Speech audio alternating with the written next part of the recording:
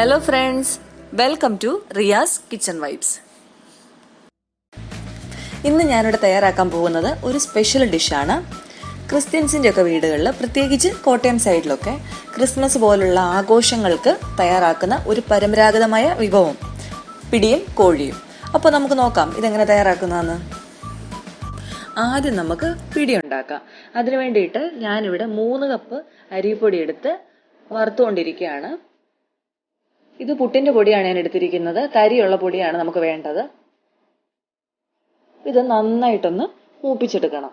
കളറൊന്നും മാറണ്ട, പക്ഷെ നന്നായിട്ട് വറുത്ത് കിട്ടണം. ഇതിപ്പോൾ നന്നായിട്ട് ആയിട്ടുണ്ട്. ഇനി ഇത് നമുക്ക് ഈ പാത്രത്തിൽ വെച്ചുകൊണ്ടിരിക്കാനായിട്ട് പറ്റത്തില്ല.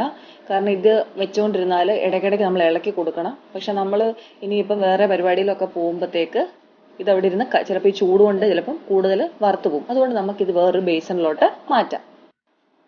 ഇനി ഈ പൊടി ഒന്ന് കുഴച്ചെടുക്കാൻ വേണ്ടിയിട്ട് കുറച്ച് വെള്ളം തിളപ്പിക്കണം. ഞാനിത് 5.5 ഗ്ലാസ് വെള്ളമാണ് തിളപ്പിക്കാൻ വെച്ചിരിക്കുന്നത്. ഇതിലേക്ക് ആവശ്യത്തിനുള്ള ഉപ്പ് ചേർത്ത് കൊടുക്കണം. ഇനി ഇതിലേക്ക് ഞാൻ ചേർക്കുന്നത് 1 പിടി തേങ്ങ, 1/2 ടേബിൾ സ്പൂൺ നല്ല ജീരകം, ഒരു ചെറിയ ചുവന്നുള്ളി, ഇത്രയും കൂടി ചതച്ചെടുത്തത് ഞാൻ ഈ വെള്ളത്തിലോട്ട് ചേർത്ത് കൊടുത്തിട്ടുണ്ട്. ഇനി ഇത് നന്നായിട്ടൊന്ന് തിളച്ച് കിട്ടണം.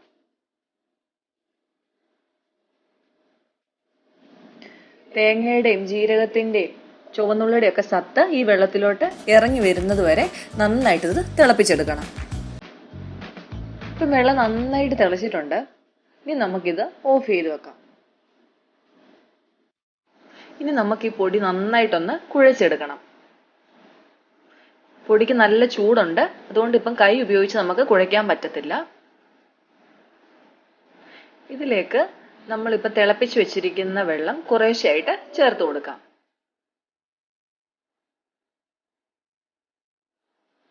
എന്നിട്ട് ഇതൊന്ന് മിക്സ് ചെയ്ത് കൊടുക്കാം. ആദ്യം തന്നെ ഒരുപാട് വെള്ളം ഒഴിക്കണ്ട, നമുക്ക് കുറേശ്ശെയായിട്ട് ചേർത്ത് കൊടുത്താൽ മതി. കുറച്ചുകൂടി വെള്ളം ചേർത്ത് കൊടുക്കാം.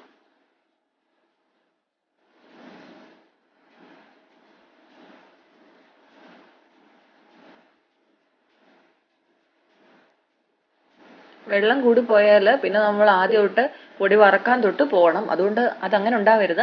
ഇങ്ങനെ കുറേശ്ശെയായിട്ട് ചേർത്ത് കൊടുത്തേച്ചാൽ മതി. തവി കൊണ്ട് നന്നായിട്ട് മിക്സ് ചെയ്ത് കൊടുക്കുക. ഇപ്പം നമുക്ക് കൈ ഉപയോഗിച്ചൊന്നും ചെയ്യാൻ പറ്റത്തില്ല. അപ്പോൾ ഈ ചൂടൊന്ന് കുറഞ്ഞതിന് ശേഷം നമുക്കിത് കൈയിട്ട് നന്നായിട്ട് മിക്സ് ചെയ്ത് കൊടുക്കണം.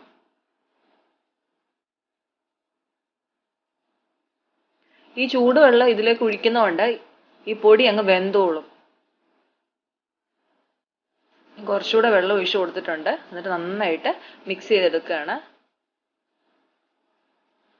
ഞാനിതിൽ മൊത്തം 4.5 കപ്പ് വെള്ളം ചേർത്തിട്ടുണ്ട്. ഇത് നന്നായിട്ട് മിക്സ് ചെയ്തെടുക്കാനായിട്ട് 4.5 കപ്പ് വെള്ളമാണ് വേണ്ടി വന്നത്. ഇപ്പം ലേശം ഒന്ന് ചൂട് കുറഞ്ഞിട്ടുണ്ട്, എങ്കിലും നല്ല ചൂടുണ്ട്. ഇത് പതുക്കെ കൈയൊന്നും പൊള്ളാതെ നമുക്കൊന്ന് കുഴച്ചെടുക്കാൻ നോക്കാം. അത്യാവശ്യം നല്ല ചൂടുണ്ട്.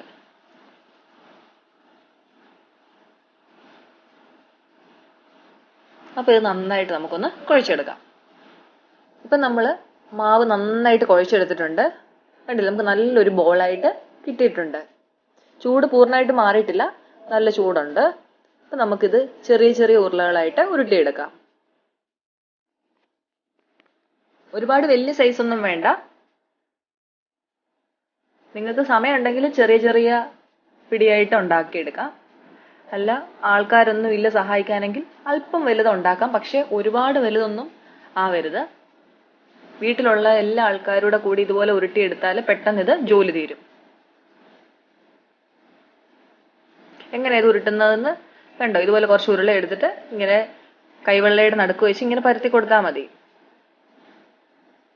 വീട്ടിലുള്ള എല്ലാവരോടും ഉത്സാഹിച്ചാൽ നമുക്ക് പെട്ടെന്ന് ഇതുപോലെ ചെയ്തു തീർക്കാനായിട്ട് പറ്റും. അപ്പോൾ ഇതുപോലുള്ള ഉരുളകളായിട്ട് നമുക്ക് പെട്ടെന്ന് ചെയ്തെടുക്കാം. ഇപ്പം എല്ലാ പിടിയും ഉരുട്ടി എടുത്തിട്ടുണ്ട്. കണ്ടോ? ഇതുപോലുള്ള വലുപ്പത്തിൽ എല്ലാം ആക്കിയെടുക്കണം. ഇനിയിപ്പം അടുത്ത പരിപാടി എന്ന് വെച്ചാൽ നമ്മളുടെ ഈ പിടിയെല്ലാം കൂടെ നമുക്കൊന്ന് വേവിച്ചെടുക്കണം. അതിനുവേണ്ടി ഞാനിവിടെ വെള്ളം തിളപ്പിക്കാൻ വെച്ചിട്ടുണ്ട്. ഞാനിത് 5 കപ്പ് വെള്ളമാണ് തിളപ്പിക്കാൻ വെച്ചിരിക്കുന്നത്. ഇതിലേക്ക് ഞാൻ 1 കപ്പ് പാല് ചേർത്ത് കൊടുത്തിട്ടുണ്ട്, തേങ്ങാപ്പാല്. രണ്ടാം പാലാണ് ചേർക്കേണ്ടത്. ഇതിലേക്ക് നമ്മൾ മുമ്പേ തിളപ്പിച്ച വെള്ളം ഉണ്ടല്ലോ, അരിപ്പൊടി കുഴയ്ക്കാൻ വേണ്ടി, അതിൽ നിന്നൊരു ലേശം മിച്ചം വന്നിരുന്നു. അത് ഞാൻ അരിച്ചിട്ട്, അതായത് അതിലെ തേങ്ങായും ജീരകവും ഒക്കെ അരിച്ചു മാറ്റിയിട്ട് ആ വെള്ളം ചേർത്ത് കൊടുത്തിട്ടുണ്ട്. ആ വെള്ളം മിച്ചം വന്നിട്ടുണ്ടെങ്കിൽ മാത്രം ചേർത്താൽ മതി. ഞാനത് ബാക്കി വന്നതുകൊണ്ട് കളയണ്ടല്ലോ എന്ന് വിചാരിച്ച് ഇതിലേക്ക് ചേർത്താണ്. അല്ലെങ്കിൽ നിങ്ങൾക്ക് സാധാ വെള്ളത്തിൽ ഈ രണ്ടാം പാൽ ഒഴിച്ച് വേവിച്ചാൽ മതി. ഇതിലേക്ക് ഞാൻ ഉപ്പ് ചേർത്ത് കൊടുത്തിട്ടുണ്ട്. അതുപോലെ തന്നെ ഇപ്പം വെളുത്തുള്ളി ചേർത്ത് കൊടുത്തിട്ടുണ്ട്. ഈ വെളുത്തുള്ളി നമുക്ക് തിളച്ച് വരുമ്പോൾ എടുത്ത് മാറ്റണം. വെളുത്തുള്ളിയുടെ സത്തൊക്കെ അതിലൊന്ന് ഇറങ്ങിയാൽ മതി. ഉപ്പ് ചേർക്കുമ്പോഴും സൂക്ഷിക്കണം, കാരണം നമ്മൾ അരിപ്പൊടി കുഴച്ച വെള്ളത്തിൽ ഉപ്പ് ചേർത്താണ് കുഴച്ചിരിക്കുന്നത്. പിടിക്ക് അത്യാവശ്യം ഉപ്പുണ്ട്. അതുകൊണ്ട് ഈ വെള്ളത്തിന് ആവശ്യമായിട്ടുള്ള ഉപ്പ് മാത്രമേ ചേർക്കാവൂ. ഇത് പെട്ടെന്നൊന്ന് തിളച്ച് കിട്ടാൻ വേണ്ടിയിട്ട് ഞാൻ അടച്ചു വെച്ച് കൊടുത്തിട്ടുണ്ട്. ഇപ്പം വെള്ളം നന്നായിട്ട് തിളച്ചിട്ടുണ്ട്. ഇപ്പം വേണമെങ്കിൽ ഈ വെള്ളം ചെറുതായിട്ടൊന്ന് ടേസ്റ്റ് ചെയ്ത് നോക്കാം, ആവശ്യത്തിന് ഉപ്പൊക്കെ ഉണ്ടോ എന്ന് അറിയാൻ വേണ്ടിയിട്ട്. ഇനി നമുക്ക് ആദ്യം തന്നെ ഇതിൽ നിന്ന് ഈ വെളുത്തുള്ളി മാറ്റാം. ഞാൻ 2 വലിയ വെളുത്തുള്ളിയാണ് കീറി ഇട്ട് കൊടുത്തത്. ഇനി നമുക്കിതിലോട്ട് പിടികൾ ഇട്ട് കൊടുക്കാം. തീ കുറച്ച് വെച്ചിടണം, അല്ലെങ്കിൽ ഇതിനകത്തേക്ക് വെള്ളം തെറിക്കുവേ. ഇങ്ങനെ പതുക്കെ ഇട്ട് കൊടുത്താൽ മതി. ഒരു സൈഡിൽ നിന്ന് ഇട്ട് വരുവാണെങ്കിൽ എളുപ്പമുണ്ട്, കാരണം പിന്നെ എവിടെയാണ് ഇതുള്ളത് ഇവിടെ ഇല്ലാത്തതെന്ന് അങ്ങനെ കൺഫ്യൂഷൻ ഒന്നും ഉണ്ടാകത്തില്ല. ഒരു സൈഡിൽ നിന്ന് പതുക്കെ ഇട്ട് പോയേച്ചാൽ മതി. ഈ പിടി ഉരുട്ടാനൊന്നും വലിയ പാടില്ല, നമുക്ക് എളുപ്പത്തിൽ ഉരുട്ടിയെടുക്കാനായിട്ട് പറ്റും. പിന്നെ ആകെ സൂക്ഷിക്കേണ്ടത് ഈ പിടി ഉരുട്ടുന്ന സമയത്ത് അതിൽ പൊട്ടലുകളൊന്നും വരാതെ സൂക്ഷിക്കണം. നല്ല റൗണ്ട് ആയിട്ട് കിട്ടാനായിട്ട് നോക്കിയാൽ മതി. ഇപ്പം നമ്മുടെ പിടി നന്നായിട്ട് വെന്ത് വന്നിട്ടുണ്ട്, വെള്ളമൊക്കെ ഒന്ന് കുറുകിയിട്ടുണ്ട്. ഇനി നമുക്കിതൊന്ന് പതുക്കെ ഒന്ന് നോക്കാം. ഇത് തവിയിട്ട് ഒരു കാരണവശാലും ഇളക്കരുത്, കാരണം ഇത് പൊടിഞ്ഞു പോവും. ഇപ്പൊ ഇത് വെന്തിട്ടുണ്ട് എന്ന് പറഞ്ഞാൽ പോലും ഇതിലെ കൂടെ ഒരുപാട് ഇങ്ങനെ തവിയിട്ട് ഇളക്കി ഇത് പൊടിച്ച് കളയരുത്. ഇതുപോലെ എന്തെങ്കിലും തടിയുടെ എന്തെങ്കിലും ഉണ്ടെങ്കിൽ, അല്ലെങ്കിൽ സ്പൂണിന്റെ വെല്ലവും ബാക്ക് സൈഡും കൊണ്ട് ഒന്ന് ഇളക്കുകയേ ചെയ്യാൻ പാടുള്ളൂ. ഇതിപ്പോ എല്ലാം നന്നായിട്ട് ആയി കിടക്കുകയാണ്. ഇനി ഒരു ലേശം കൂടെ ഒന്ന് ഈ തേങ്ങാപ്പാലും ഒക്കെ ഒന്ന് കുറുകി കിട്ടണം. ഇതില് വേണമെങ്കിൽ നിങ്ങൾക്ക് അരിപ്പൊടി വേണമെങ്കിൽ ഇപ്പം കലക്കി ഒഴിക്കാം. തേങ്ങാപ്പാലും അരിപ്പൊടിയും കൂടെ മിക്സ് ചെയ്തും വേണമെങ്കിൽ ഒഴിക്കാം. പക്ഷെ ഞാൻ അരിപ്പൊടി കലക്കി ഒഴിക്കുന്നില്ല. അതൊന്ന് കുറുകി കിട്ടാൻ വേണ്ടിയിട്ടാണ് ഈ അരിപ്പൊടിയൊക്കെ അങ്ങനെ കലക്കി ഒഴിക്കുന്നത്.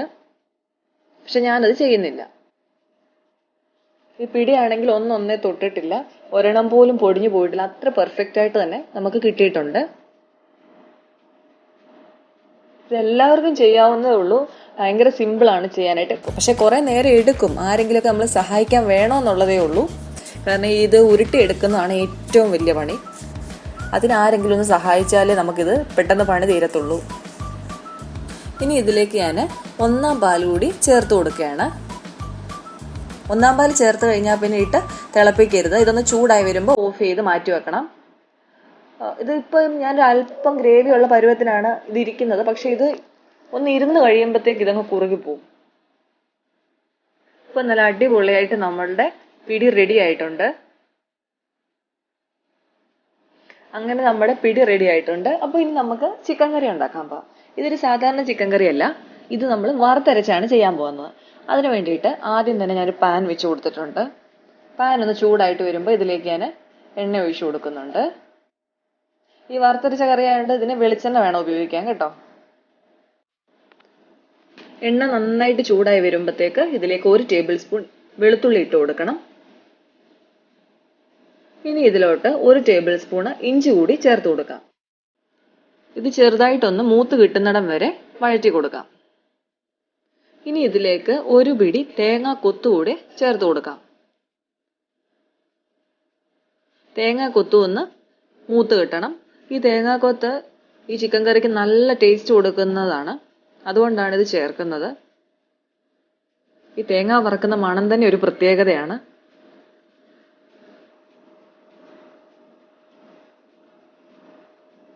ഇനി ഇതിലേക്ക് ഞാൻ 2 ചെറിയ പച്ചമുളക് കൂടി ചേർത്ത് കൊടുത്തിട്ടുണ്ട്. നിങ്ങളുടെ എരിവിനനുസരിച്ച് പച്ചമുളകൊക്കെ ചേർക്കാവേ. കുറച്ച് കറിവേപ്പിലയും കൂടെ ചേർത്ത് കൊടുക്കാം. ഇപ്പൊ എല്ലാം ഒന്ന് മൂത്ത് വന്നിട്ടുണ്ട്. ഇനി നമുക്കിതിലേക്ക് സവോള ചേർത്ത് കൊടുക്കാം. ഇത് ഞാൻ 2 സവോളയാണ് എടുത്തിരിക്കുന്നത്. വലിയ സവോളയാണ്. അപ്പൊ നിങ്ങൾ എടുക്കുന്ന ചിക്കൻ്റെ അനുസരിച്ച് സവോളയൊക്കെ എടുത്തോണം. ഞാനിവിടെ 3/4 കിലോ ചിക്കൻ മാത്രമേ എടുത്തിട്ടുള്ളൂ.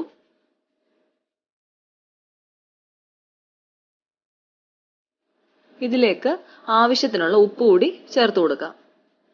ഇനി ഇത് നന്നായിട്ട് വഴറ്റിയെടുക്കണം.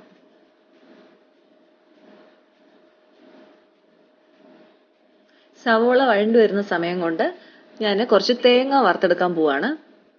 അതിനുവേണ്ടി ഞാൻ ഇപ്പുറത്തെ അടുപ്പിൽ ഒരു പാൻ വെച്ച് കൊടുത്തിട്ടുണ്ട്. ഇതിലേക്ക് ഞാൻ കുറച്ച് വെളിച്ചെണ്ണ ഒഴിച്ചിട്ടുണ്ട്. ഞാൻ ഈ തേങ്ങ വെളിച്ചെണ്ണ ഒഴിച്ചാണ് വറുത്തെടുക്കുന്നത്.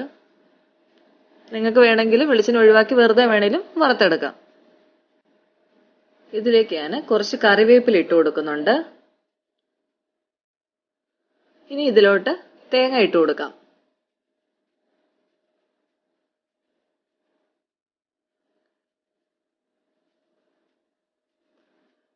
ഒരു പിടി, നമ്മുടെ കൈയുടെ ഒരു പിടിയിലും ഇച്ചിരും കൂടെ ഉണ്ട്, അത്രേ ഉള്ളൂ. ഒരു പിടി പിന്നെ ഒരു ലേശം കൂടെ ഉള്ളൂ. തേങ്ങയൊക്കെ നിങ്ങളുടെ ഇഷ്ടത്തിനനുസരിച്ച് എടുക്കാം. എന്നിട്ട് ഇനി ഇത് നമുക്ക് നന്നായിട്ടൊന്ന് വറുത്തെടുക്കണം.